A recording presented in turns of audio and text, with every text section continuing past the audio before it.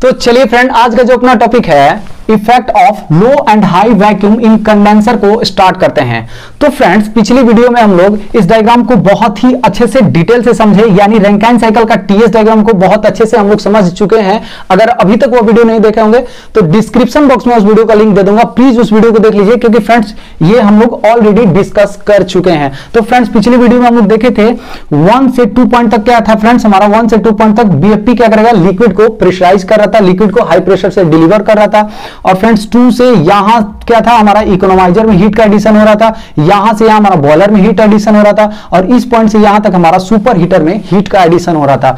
यानी फ्रेंड्स 2 से लेकर 3 पॉइंट हमारा हीट का एडिशन हो रहा था। और फ्रेंड्स 3 to 4 तक क्या है फ्रेंड्स, हमारा टरबाइन में इस स्टीम का एक्सपेंशन हो रहा था। और 4 to 1 क्या हो रहा था फ्रेंड्स, कंडेंसर में हीट का रिजेक्शन होता है। तो देखिए फ्रेंड्स, यह जो हम लोग का 4 नंबर पॉइंट है वह क्या है friends, liquid plus vapour zone में है। देखिए फ्रेंड्स, हमारा लिक्विड प्लस वेपर जोन में 4 नंबर पॉइंट है, यानी कि फ्रेंड्स इसमें जो वेपर जो प्रेजेंट है, जो हमारा एग्जॉस्ट स्टीम प्रेजेंट है, उसके अंदर क्या है, लिक्विड का भी कुछ ना कुछ क्वांटिटी है।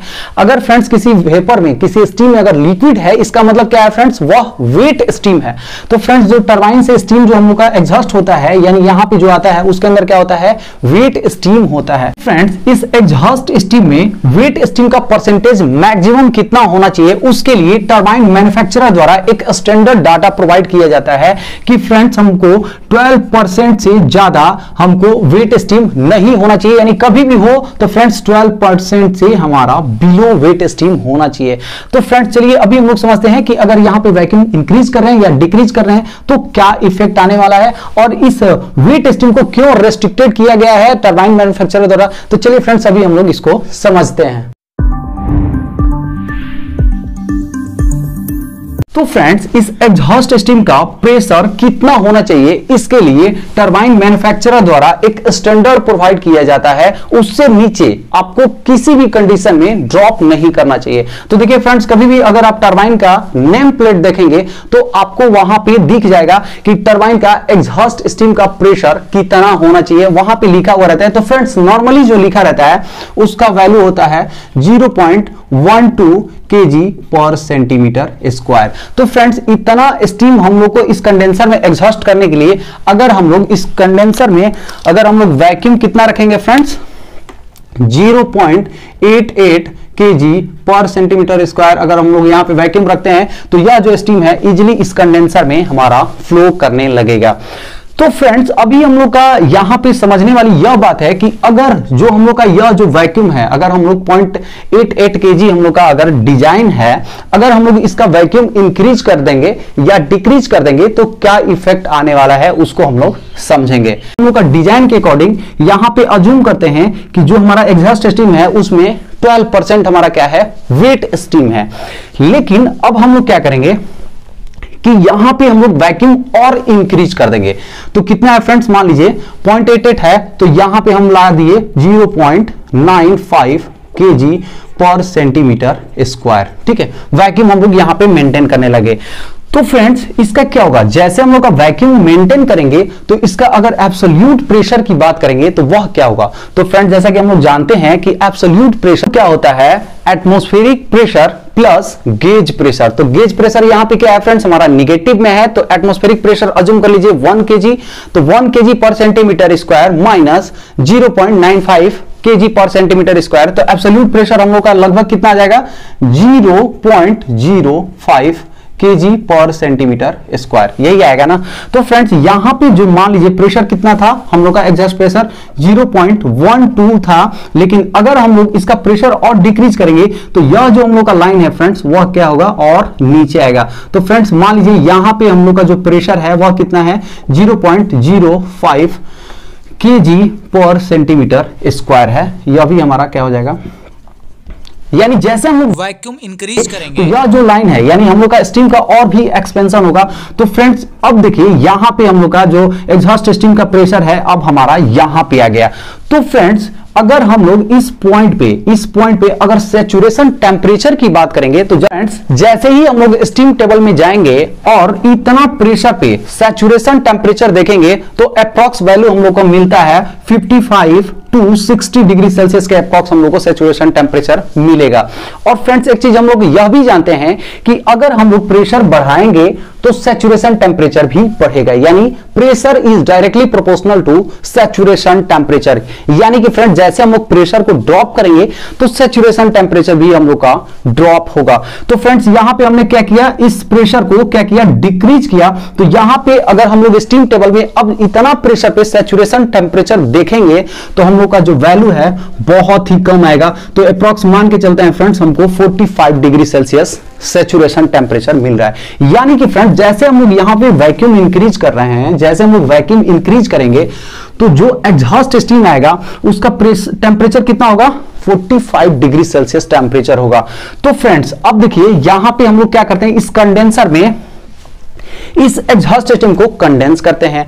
तो फ्रेंड्स जो हम लोग का सरफेस कंडेंसर में जो लिक्विड इसके अंदर जो वाटर हम लोग को फ्लो करता है, सर्कुलेट करता है, तो देखिए फ्रेंड्स सरफेस कंडेंसर का फंक्शनिंग के लिए भी मैं ऑलरेडी वीडियो अपलोड किया हूं, इसका भी लिंक डिस्क्रिप्शन बॉक्स में दे दूंगा, उसको भी आप लोग देख सकते हैं। फ्रेंड्स इस कंडेंसर ट्यूब के इनसाइड में जो कूलिंग वाटर सर्कुलेट कर रहा है, अगर इसका टेम्परेचर की बात करेंगे तो इसका टेम्परेचर भी अप्रॉक्स होता है फ्रेंड्स 40 टू 45 डिग्री सेल्सियस, क्योंकि फ्रेंड्स यह टेम्परेचर हमारा डिपेंड करता है एटमॉस्फेरिक टेम्परेचर पे। अगर हम लोग का एटमॉस्फेरिक टेम्परेचर बढ़ेगा तो इनलेट टेम्परेचर भी हम लोग का बढ़ेगा, और घट जाता है फ्रेंड्स तो ये भी घट जाएगा, क्योंकि फ्रेंड्स कूलिंग टावर कभी भी बिलो एटमॉस्फेरिक टेम्परेचर इस वाटर का टेम्परेचर ड्रॉप नहीं कर पाता है।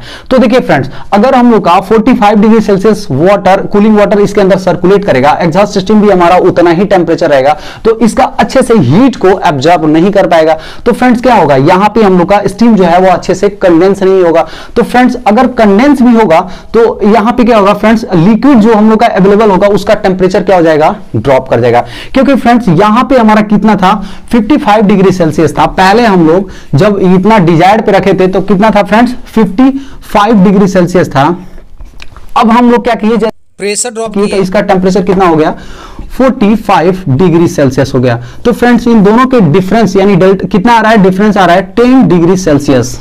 ठीक है, जैसा कि फ्रेंड्स हम लोग जानते हैं कि इस इकोनोमाइजर में अगर 6 डिग्री सेल्सियस टेम्परेचर हम लोग इंक्रीज करेंगे तो क्या होगा फ्रेंड्स, बॉयलर का एफिशिएंसी 1% हम लोग का इंक्रीज हो जाता है। तो फ्रेंड्स इस टेम्परेचर को, इस टेम्परेचर 10 डिग्री सेल्सियस हम लोग का टेम्परेचर यहीं पे ड्रॉप हो गया, यानी इतना डिग्री टेम्परेचर हम लोग इस इकोनोमाइजर में क्या करेंगे, एब्जॉर्ब करना पड़ेगा। क्योंकि अगर हम लोग 55 डिग्री सेल्सियस रखेंगे तो 10 डिग्री सेल्सियस हमारे पास एडिशनल है, लेकिन जैसे हम लोग अगर 45 डिग्री सेल्सियस का वाटर इस इकोनोमाइजर में भेजेंगे तो हमको इतना डिग्री टेम्परेचर और भी एब्जॉर्ब करना पड़ेगा। ठीक है, तो फ्रेंड्स इसके अकॉर्डिंग अप्रॉक्स हम लोग अगर 6 से डिवाइड करेंगे तो अप्रॉक्स 1.5% हम लोग का बॉयलर का एफिशिएंसी क्या होगा फ्रेंड्स, डिक्रीज होगा।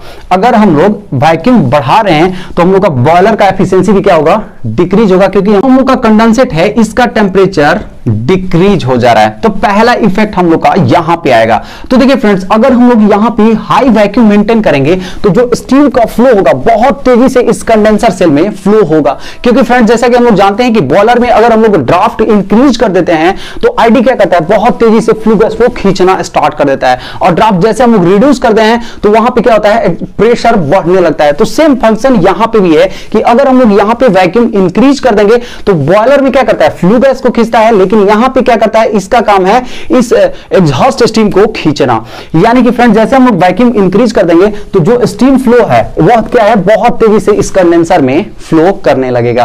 तो एक ये हो गया कि फ्रेंड्स स्टीम फ्लो क्या करेगा, इंक्रीज कर देगा अगर हम लोग वैक्यूम इंक्रीज कर देंगे। तो चलिए फ्रेंड्स अभी हम लोग इस पॉइंट पे आते हैं। तो फ्रेंड्स इस पॉइंट को जैसे हम लोग वैक्यूम इंक्रीज कर दिए तो ये पॉइंट हम लोग का यहां आ गया, इसको हम मान के चलते हैं 4 तो फ्रेंड्स यहां पे अब एक चीज देखने वाला है कि देखिए यहां से इस वेपर लाइन के बीच का डिस्टेंस क्या होता है, कम है, और फ्रेंड्स इस पॉइंट से इस वेपर लाइन का डिस्टेंस क्या हो जाता है, इंक्रीज हो जाता है। यानी कि फ्रेंड्स इस पॉइंट में हमारा यहां पे लिक्विड का परसेंटेज क्या होगा, कम होगा, और यहां पे हमारा जैसे इस साइड आएगा तो लिक्विड का परसेंटेज क्या होगा, इंक्रीज होगा। तो फ्रेंड्स इधर जैसे आएगा तो हम लोग का जो स्टीम होगा, जो हम लोग का यहां पे स्टीम का क्वालिटी होगा वो हाई वेट स्टीम का क्वालिटी होगा, मतलब इस स्टीम के अंदर हाई अमाउंट में वाटर कंटेंट प्रेजेंट होगा।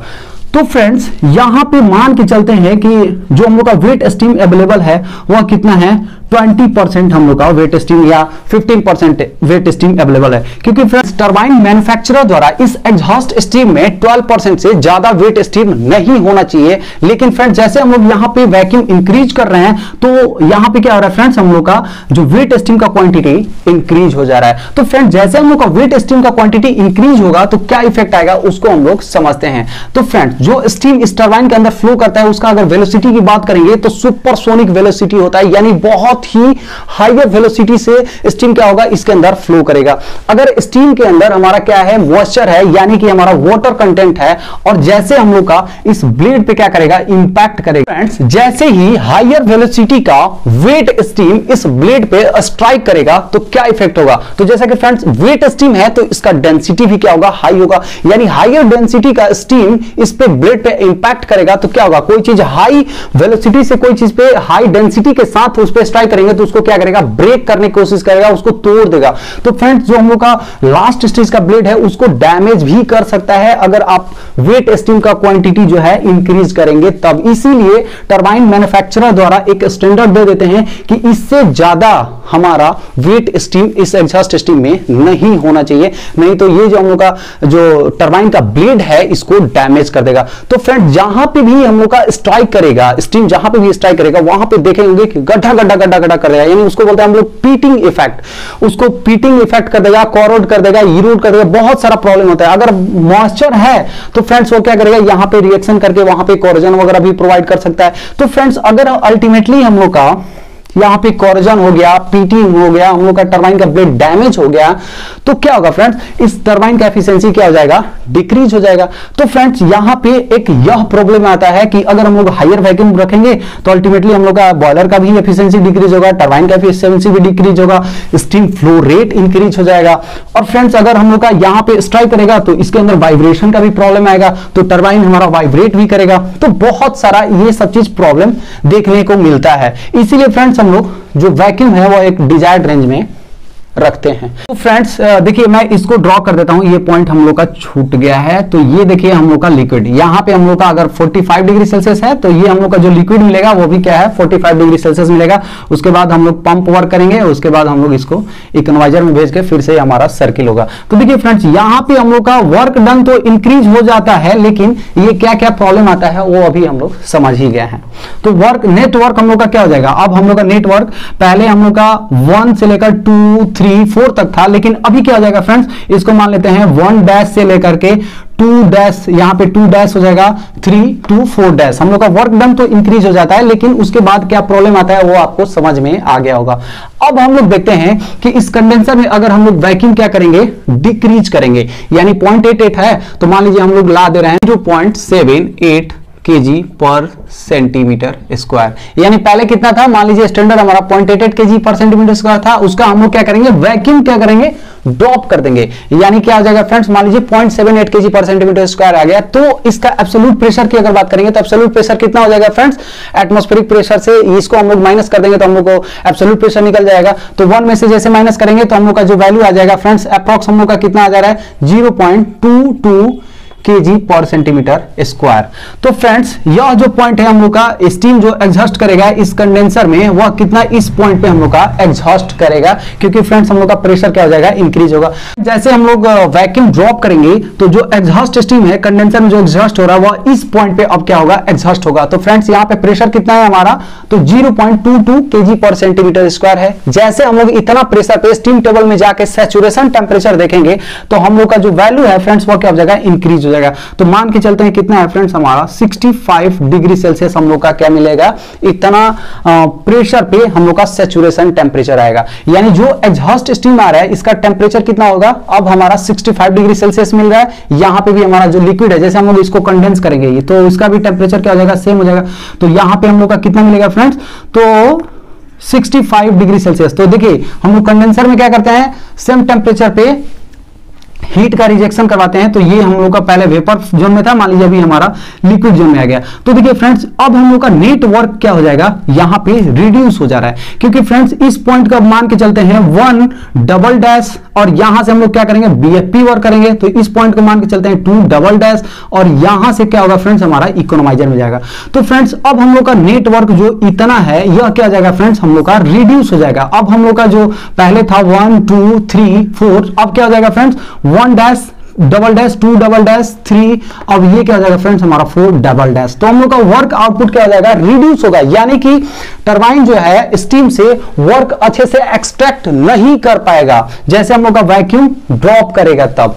तो देखिए फ्रेंड्स, जैसे हम लोग का इधर प्रेशर अगर इंक्रीज हो जाए तो यहां पे एक्यूमुलेशन ऑफ जो स्टीम है वो फ्रेंड्स इंक्रीज होगा। तो फ्रेंड्स इधर क्या होगा, हमारा स्टीम जो है अच्छे से फ्लो नहीं होगा, तो जो हम लोग का इनलेट प्रेशर, जो व्हील चेंबर प्रेशर है, वह भी इंक्रीज होगा। तो अल्टीमेटली फ्रेंड्स हम लोग स्टीम का जो एनर्जी है जितना यूज करना चाहिए, जैसे हम लोग को 55 डिग्री सेल्सियस हम लोग को लाना चाहिए, लेकिन हम लोग क्या कर रहे हैं 65 यानी 10 डिग्री सेल्सियस अभी भी हम लोग इस स्टीम का एनर्जी को यूज नहीं कर पाएंगे, नहीं कर पा रहे हैं। तो क्या होगा फ्रेंड्स, यहां पे हम लोग स्टीम का एनर्जी को प्रॉपर वे से यूज नहीं कर पाते हैं, तो यहां पे हमारा टरबाइन का एफिशिएंसी क्या होगा, डिक्रीज होगा।